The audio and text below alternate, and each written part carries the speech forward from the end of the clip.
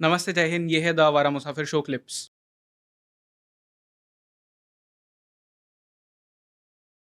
सबसे पहले हम बात करते हैं राहु का गोचर। ठीक है, राहु एक राशि के अंदर 17 महीने से, हाँ, 17 मंथ्स रहता है। अभी राहु जो है वो मीन राशि के अंदर गोचर कर रहा है, ठीक है, पाइसीज के अंदर। और मई में 2025 की मई में वो आ जाएगा कुंभ राशि के अंदर, एक्वेरियस राशि में। ये जो गोचर है ना राहु को, ये मतलब वर्ल्ड वाइड लेवल पे बहुत इम्पॉर्टेंट गोचर राहु का इसलिए है क्योंकि राहु को कलयुग का राजा माना गया है। और राहु के ऊपर हर कोई बात कर रहा है, और राहु की एनर्जीज को लोग खूब डिकोड करते हैं, जानते हैं, समझते हैं, उसकी रेमेडीज बहुत करी जाती है। और राहु से हर आदमी अभी परेशान है क्योंकि राहु आपकी ब्रेन को गवर्न करता है, ठीक है। तो हर आदमी जूझ रहा है कहीं ना कहीं चीज़। तो ये जो गोचर अब जो कुंभ राशि में होगा, एक्वेरियस साइन में जो राहु का गोचर 2025 में होगा, ये अगर हम थोड़ा सा पास्ट में जाएं तो ये गोचर हुआ था 2007 में। अच्छा, इतना पहले? इतना पहले 17 साल पीछे चल जाओ आप। 17 ईयर्स, 17 महीने एक राशि में है। हाँ। तो आपकी 12 राशियां हैं तो लगभग उसको 17 साल लग जाते हैं। 17 से 18 साल मान लीजिए आप। तो 2007 में ये ट्रांजिट हुआ था एक्वेरियस में। अब एक्वेरियस ही मैं इंपॉर्टेंट क्यों बोल रही हूँ, क्योंकि यहाँ पे आके राहु अपने पूरी शक्तियों में आ जाता है। मतलब वो उसकी फेवरेट पोजीशन है। ओके। आप अपने घर में आके अपने बेडरूम में बैठे हुए हैं तो आपकी पावर अलग ही होगी ना, वहां पे आपके हिसाब से ही चलेगा सब कुछ। ठीक है, आपका बेड आपके हिसाब से, हर चीज आपकी। तो ऐसी पोजीशन में राहु आने वाला है। अब 2007 की अगर हम बात करें तो राहु को है ना टेक्नोलॉजी का कारक ग्रह बताया गया है। जितनी भी इनोवेशंस हो रहे हैं टेक्नोलॉजी फील्ड में हो रहे हैं, स्पेस में हो रहे हैं, स्पेस क्राफ्ट है, जितनी भी नई चीज़ें हो रही है, AI आ गई, चैट GPT आ गई, जितनी भी ऐसी चीज़ें आप इर्द गिर्द, हम सारी चीज़ें भी यूज़ कर रहे हैं राहु की। ठीक है, तो 2007 अगर आप पकड़ेंगे तो बहुत सारी नई चीज़ें आई थी उस वक्त। आईफोन लॉन्च हुआ था उस वक्त। आई थिंक यूट्यूब का भी उसी वक्त से चीजें स्टार्टिंग हुई थी। तो रिवॉल्यूशनरी टाइम था वो, एक रिवॉल्यूशन आया था इन सभी चीजों के अंदर। पूरी चीजें बदल चुकी थी। मैं उसके आगे 2007 मतलब 7 से आगे नहीं, पीछे नहीं जाऊंगी, मैं 7 तक की बात करती हूँ। क्योंकि अगर आप 17 साल और पीछे कोई जाए और थोड़ा सा भी कोई रिसर्च करे जिसको इंटरेस्ट होगा तो उसको इसके भी आंसर मिल जाएंगे कि उस वक्त क्या क्या चीजें निकली थी ऐसी। ठीक है, तो एज मतलब बोलता ना कि रिवॉल्यूशन कर देना, उस एज को पूरा बदल देना, वो राहु के पास में ताकत है। क्योंकि राहु बाउंड्री से बाहर जाके काम करता है और आउट ऑफ बॉक्स है और कुछ नया करने की हमेशा एक ऑब्सेशन लगा रहता है। और कुंभ राशि में अगर वो आ रहा है तो कुंभ राशि मैंने क्या बताया, वो उसकी खुद की जगह है और वहां पे वो हैप्पीएस्ट है। कुंभ राशि है ना एरी साइन है, ठीक है, और ये जितनी भी चीजें हम जो यूज कर रहे हैं ये एयर एलिमेंट को दिखाता है। ठीक है, वायु तत्व है, ये सब फैलाव है, एक्सपेंशन है वायु का। ठीक है, तो यहाँ पे अब देखिए आप 2025 में आएगा तो आप सोच सकते हैं कि कितनी सारी चीजें, ये जितनी भी टेक्नोलॉजी की, वो कितनी बदलने वाली है। तो जो भी इस फील्ड में है, और मेरे ख्याल से हर आदमी आज के मतलब टाइम में कहीं ना कहीं कनेक्टेड है टेक्नोलॉजी। मतलब टेक्नोलॉजी के बिना किसी का जीवन अब संभव ही नहीं है। तो आप ये मान लीजिए कि कितना बड़ा कुछ चेंज हम 2025 और 26 में राहु की वजह से देखेंगे। पूरा रिवॉल्यूशन आएगा, बहुत सारे चेंजेस हो जाएंगे, बहुत सारे नए आइडियाज, नए कॉन्सेप्ट्स काम करेंगे इस टाइम के अंदर। तो मैं ये कहती हूँ कि बहुत ही मतलब एक बोलता ना, मतलब मैं बड़ी एक्साइटेड हूँ उस चीज़ को लेके कि यार कुंभ में आ रहा है राहु, कुंभ में आ रहा है, मतलब क्या क्या चीज़ें होंगी। और फिर खुद के पर्सनल लेवल में भी देखता है आदमी, अच्छा मेरे इस तो बहुत इन सब चीज़ों के लिए फैंटास्टिक है। ओके, एक चीज़ जो छोटी सी मुझे पूछनी, क्योंकि हो सकता है बहुत सारे लोग कंफ्यूज हो इस चीज़ को लेके। 12 राशियाँ होती है और 27 नक्षत्र होते हैं। एंड ये जो प्लैनेट्स है ये इन सब में ट्रैवल कर रहे होते हैं। एंड हर नक्षत्र से नक्षत्र में जाने के लिए या हर राशि टू राशि जाने के लिए इनका एक स्पेसिफिक टाइम होता है। और जब एक प्लैनेट, जैसे आपने राहु की बात कर रहे हैं आप अभी, तो राहु जब चेंज कर रहा है अपनी पोजीशंस, तो हो सकता है कि किसी के लिए वो बहुत ज़्यादा स्ट्रांग हो तो स्ट्रॉन्गर इफेक्ट्स उस पर देखने मिलेंगे, किसी के लिए वीक हो तो वीकर इफेक्ट्स उस पर देखने बिल्कुल 100% ऐसे ही होगा, क्योंकि वो डिपेंड करता है कि अब यहाँ पे कुंभ राशि में जा रहा है, अभी पाइसीज में था, 2 मिनट हम इससे बात कर लेते हैं, ठीक है ना, क्योंकि अभी तक तो मई तक तो पाइसीज में ही रहेगा। तो पाइसीज राशि जो है ना वो जुपिटर की राशि है, धर्म की राशि है, इमोशंस की राशि है और देने की राशि है, और स्पेसिफिकली धर्म को दिखाती है वो, हमारे रिलीजन, मीन राशि रिलीजन को ही दिखाती है। और राहु दिखावा है, शो ऑफ है, ठीक है। तो जब अभी जो पाइसीज में इसका जो गोचर चल रहा है, तो आप अगर बहुत डीपर लेवल पे देखेंगे तो धर्म को लेके बहुत शो ऑफ हो रहा है, करा गया है, और लोग बाग जाने अनजाने उस शो ऑफ में आ जाएंगे कि यार अगर सपोज कोई 12 मतलब पाइसीज राशि ना डीप रिलीजन, मतलब बिल्कुल कोर जो हमारा धर्म है ना उसको दिखाती है मीन राशि। अब वहां पे राहु है, राहु की एनर्जी क्या है, शो ऑफ करना, दिखाना।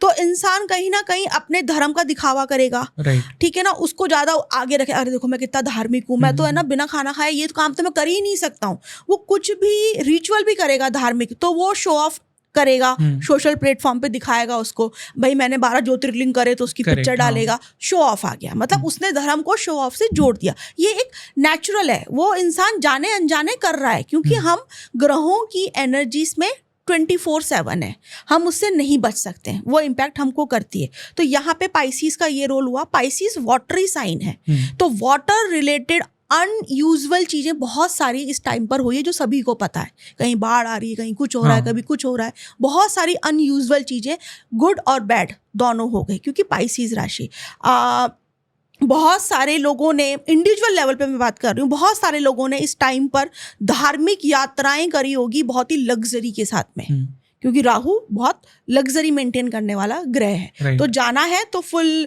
प्रोटोकॉल में जा रहे हैं, लग्जरी के साथ जा रहे हैं, शो ऑफ कर रहे हैं, ठीक है ना, ये सारी चीजें हुई।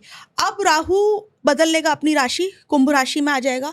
अब क्या होगा, कुंभ राशि इंटेलिजेंस को दिखाती है, वायु तत्व है, एयर एलिमेंट है, फैलाव है, टेक्नोलॉजी है, साथ ही साथ में ये बहुत ज़्यादा जो डार्क सीक्रेट्स होते हैं, स्पाई जितनी भी चीज़ें हैं, अंडरवर्ल्ड की जितनी भी चीज़ें हैं, छुपी हुई जितनी भी चीज़ें हैं, वहाँ पे बहुत सारी चीज़ें नेगेटिवली रोल प्ले करेगी। जैसे कि साइबर क्राइम बहुत बढ़ जाएगा जब कुंभ में जाएगा। देखो हर ग्रह जो है ना, ऐसा नहीं कह सकते कि 2025 में ये ग्रह आपको ये चीजें देगा, वो डिपेंड करेगा इंडिविजुअल की चार्ट पे, और वो दोनों एनर्जी है, मतलब भाई तामसिक भी है और सात्विक भी है यूनिवर्स के अंदर, ठीक है ना। अब जो इंसान जैसी एनर्जी कैरी कर रहा है अपने चार्ट में, उसको वैसे रिजल्ट मिल जाते हैं। तो अगर मैंने पॉजिटिव की बात करी, बहुत सारे रिवॉल्यूशन आएंगे इस एरिया में, तो नेगेटिवली साइबर क्राइम बहुत बढ़ जाएगा, बहुत सारे डार्क सीक्रेट्स पे काम किया जाएगा, स्पाई जो हमारा पूरा एक जो वर्ल्ड है वो बहुत ज़्यादा इंटेंस हो जाएगा, जिसको हम डार्क वर्ल्ड बोल सकते हैं, या जो भी सीक्रेटिव चीज़ें हैं वो इंटेंसली काम होगी। आप देखना बहुत सारे थ्रिलर्स बन जाएंगे, मूवीज बनेगी जो सारी कंट्रोल करेगी, इन सभी डार्क सीक्रेट्स को रिवील करेगी, या बहुत इंटेंसिफाई करके उन चीजों को पब्लिक के सामने रखा जाएगा। इसका मैं एक एग्जांपल ये दे सकता हूँ कि अभी जिस वक्त हम ये पॉडकास्ट रिकॉर्ड कर रहे हैं, हमने 3-4 ऐसे पॉडकास्ट रिकॉर्ड किए जो शायद 2025 के क्लोजर हम रिलीज करेंगे, जो सब अंडरवर्ल्ड के ऊपर है, इसी पे स्पाई वर्ल्ड के ऊपर है, राइट, वो ऑटोमेटिकली आप ये एक्चुअली मैं जिन गेस्ट के साथ में हम शूट करने का ट्राई कर रहे थे, मैं उनके साथ में पिछले 2 साल से बात कर रहा हूँ कि शूट करते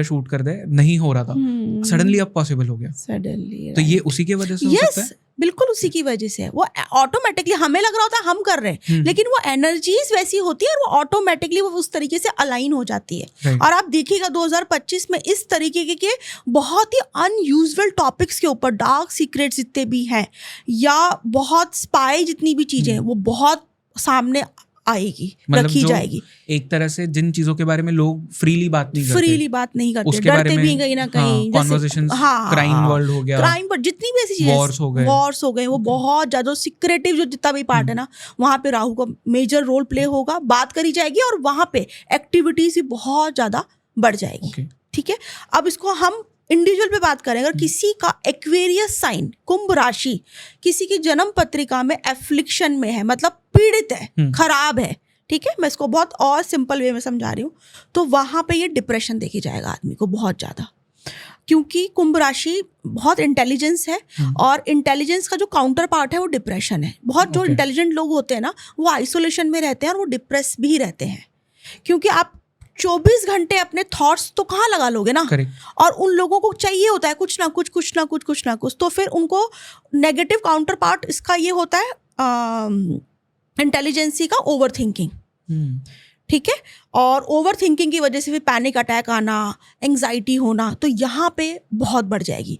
किन लोगों का? जिनका स्पेशली चंद्रमा कुंभ राशि का है, उन लोगों को बहुत ध्यान रखना है, क्योंकि उनके चंद्रमा के ऊपर से अब राहु का गोचर होगा। इसको थोड़ा और सिंप्लीफाई करिए, चंद्रमा कुंभ राशि का है, इसका मतलब क्या होता है? किसी का बर्थ चार्ट में चंद्रमा जो है वो कुंभ राशि का, अपन बोलते हैं ना आपकी राशि क्या है, तो अपन बोलते हैं मेरी कुंभ राशि है, मेरी मीन राशि है। तो जिसका मून साइन एक्वेरियस है, जिसका चंद्रमा कुंभ राशि में है, जिसकी भी पत्रिका में, उनको बहुत कॉशियस रहना है, क्योंकि उनके अब चंद्रमा के ऊपर से राहु का गोचर करेगा, जो कि इल्यूजन है। चंद्रमा हमारा मन है, तो वो लोग अब मतलब 17 महीने एक अजीब से भ्रम में रहेंगे, एक इल्यूजन में रहेंगे, एक अज्ञात भय, क्योंकि राहु एक भाई एक कोई एक ग्रह है, उसका कुछ आइडेंटिटी तो है नहीं, वो तो एक छाया ग्रह है, स्मोक है वो। अब स्मोक जो है ना, धुआं किस डायरेक्शन में जाएगी आप नहीं पकड़ सकते। राइट, पकड़ नहीं सकते ना, धुआं है, आप ना उसको पकड़ सकते, आप सिर्फ देख सकते हो। वो कैसा रूप लेगी आप नहीं सोच सकते, वो किस डायरेक्शन में जाएगी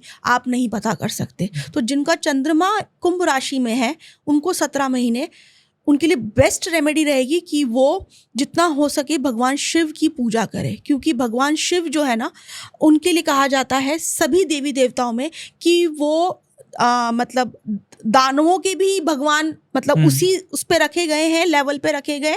और हमारे जितने भी देवी देवता हैं उनकी भी, तो दोनों ही जब उनकी आराधना करते हैं तो वो स्पेशल ब्लेसिंग, सेम ब्लेसिंग्स देते हैं। तो जितने भी ऐसे शनि ग्रह हो गया या राहु केतु, इन लोगों को अगर मैलेफिक इम्पैक्ट हो तो इनको भगवान शिव की पूजा करते हैं, तो बहुत अच्छा है। तो जिनका चंद्रमा कुंभ राशि में, उनको तो करना ही है, या जिनका शनि कुंभ राशि में बैठा हुआ है, जिनके बर्थ चार्ट में, और उनके शनि के ऊपर से भी राहु जाएगा, तो ये दोनों ही चीज़ें हैं कि उनको कहीं ना कहीं फैलाव दे सकता है, कुछ बेटर इंटेलिजेंस दे सकता है, कुछ वो इनोवेटिव कर सकते हैं, लेकिन फिर भी डिप्रेशन आएगा।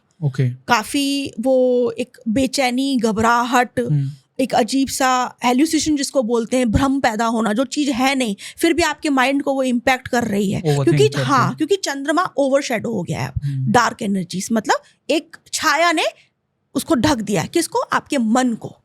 अब आपका मन एक नेगेटिव एंटिटी के कंट्रोल में है। तो यहाँ पर मैं बैठी हूँ, लेकिन ये कर्टन लगा हुआ है, उस कर्टन की उधर क्या है वो मुझे नहीं पता, लेकिन मुझे ये काला पर्दा दिख रहा है, जिसकी वजह से मन में घबराहट, बेचैनी है। करेक्ट। तो वो छाया लग गई उनकी। तो ये ग्रहण को भी यही बोलते हैं, जब ग्रहण लगता है हमारा, तो वो वही चीज है। तो इंडिविजुअल चार्ट पे लग जाएगा, तो उन लोगों को ध्यान रखना है। शिव भक्ति बहुत अच्छा काम करेगी उन लोगों के लिए। डेली जल चढ़ाएं, सिंपल जल, तो भी बहुत अच्छा है। ठीक है, अब वापस इसकी जैसे आपने कहा कि नेगेटिव चीजों का इम्पैक्ट बढ़ जाएगा पूरी दुनिया के लिए, मैं ये पूछ रहा हूँ, तो इसका मतलब पूरी दुनिया पे पड़ेगा। डार्क एनर्जीज को हम ज्यादा रिवील करने लग जाएंगे ना, तो जैसे मतलब वॉर्स होते हैं, तो कंट्रीज के बीच में वॉर्स भी ज्यादा हो जाएंगे। ज्यादा मतलब कहीं ना, एक तो हाँ, एक और चीज आपने क्वेश्चन बहुत अच्छा किया है, क्योंकि राहु है ना मिसअंडरस्टैंडिंग देता है, छाया है ना, छाया कैसे डाउट पैदा करता है। तो इस टाइम पे मिसअंडरस्टैंडिंग्स हर लेवल पे, इंडिविजुअल लेवल पे या वर्ल्ड वाइड लेवल पे, या एक मतलब किसी भी लेवल पे वो बढ़ेगी। मिसअंडरस्टैंडिंग बढ़ेगी। बहुत सारी चीजें देखो यहाँ पे राहु देगा, रिवॉल्यूशन लाएगा, नई टेक्नोलॉजी देगा, नई चीजें होंगी, ठीक है ना, लेकिन जो नेगेटिव काउंटर पार्ट है ना, वो ये भी है उसका। करेक्ट। और हम सबको पता है कि मतलब इजराइल के साथ में क्या हो रहा है। हाँ, राइट। तो ये मिसअंडरस्टैंडिंग्स और बढ़ेंगी, और मिसअंडरस्टैंडिंग की वजह से ही तो चीजें खराब होके और बिगड़ना चालू होती है। करेक्ट। अगर वो सॉल्व हो जाए, तो सॉल्व कराने वाले तो सात्विक प्लैनेट्स हैं। ये जो प्लैनेट्स है ना, ये मिसअंडरस्टैंडिंग्स क्रिएट कर देते हैं, क्योंकि छाया है। तो ये चीजें ज्यादा बढ़ जाएंगी। तो ये पॉजिटिव पार्ट हो गया, जो दुनिया में बहुत सारी नई चीजें आने वाली है, उसके लिए हमको एक्साइटेड रहना चाहिए, क्योंकि बहुत आपको पता चलेगा वो धीरे धीरे, राइट। लेकिन नेगेटिव ये है कि हमको हमारे मन को बहुत ज्यादा कंट्रोल, शांत करके चलना है, क्योंकि बहुत ज्यादा हम बेचैनी फील करेंगे इस टाइम पर।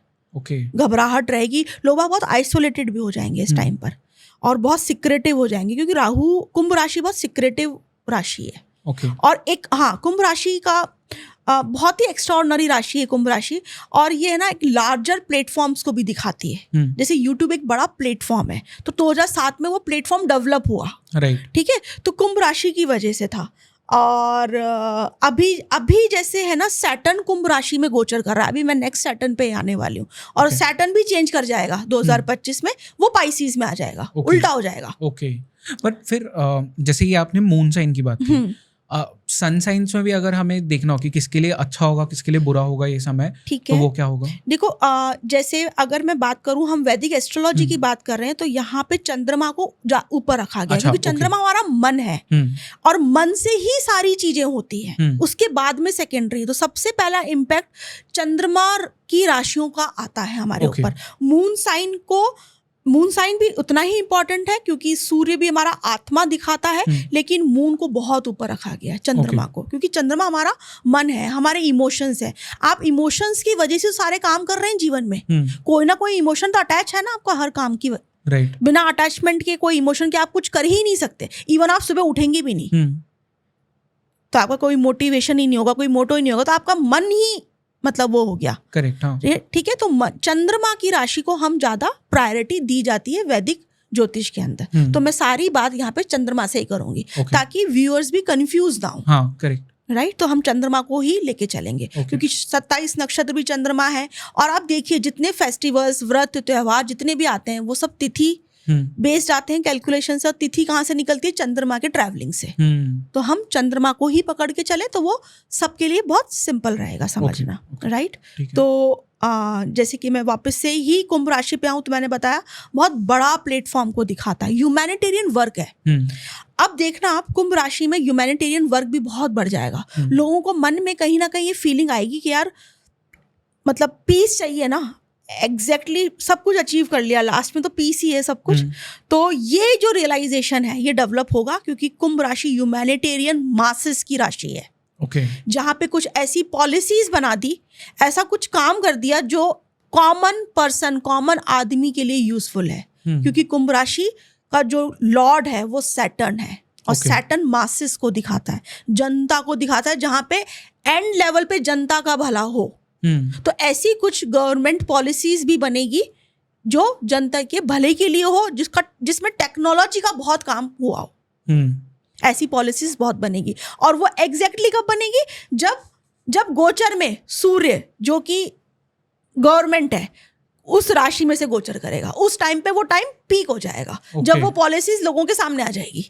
अभी काम चल रहा है पीछे पीछे पीछे, अनाउंसमेंट कब होगा ये मैं और डीपर लेवल पे बता रही हूँ जाके, जब सूर्य भी उस राशि में इन्वॉल्वमेंट हो जाएगा। तो वो पॉलिसीज जो है वो कॉमन आदमी के लिए बाहर आ गई, और वो एक बहुत लार्जर रोल प्ले कर रही है लोगों का भला, क्योंकि भलाई की राशि है कुंभ राशि। भलाई किसकी? अकेले की नहीं, पूरे कम्युनिटी की भलाई। तो यहाँ पे ये सारी चीजें नेगेटिव पॉजिटिव सब होगी।